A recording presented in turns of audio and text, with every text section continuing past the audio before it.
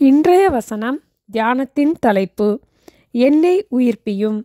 சங்கீதம் 85:6. உமது ஜனங்கள் உம்மில் மகிழ்ந்திருக்கும்படி நீர் எங்களை திரும்ப உயிர்ப்பிக்க மாட்டீரோ?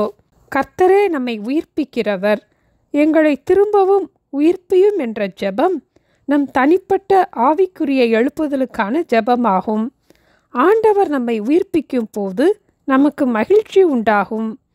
ஒரு காலத்திலே ஆண்டவரை அதிகமாக நேசித்திருந்து இப்போது ஆண்டவரை விட்டு பின்வாங்கி இருந்தாலும் திரும்பவும் உயிர்ப்பியும் என்று ஜெபிப்போம்.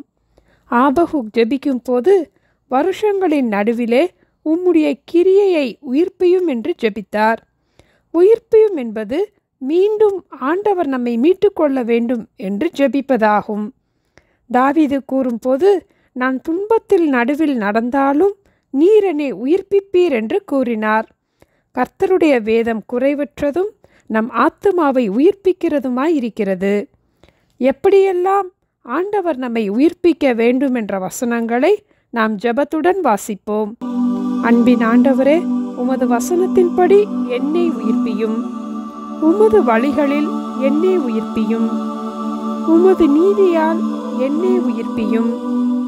உமது கிருபையின்படி என்னை உயிர்ப்பியும். உமது நியாயங்களின்படி என்னை உயிர்ப்பியும். உமது வார்த்தையின்படி என்னை உயிர்ப்பியும். உமது நாமத்து நிமித்தம் என்னை உயிர்ப்பியும்.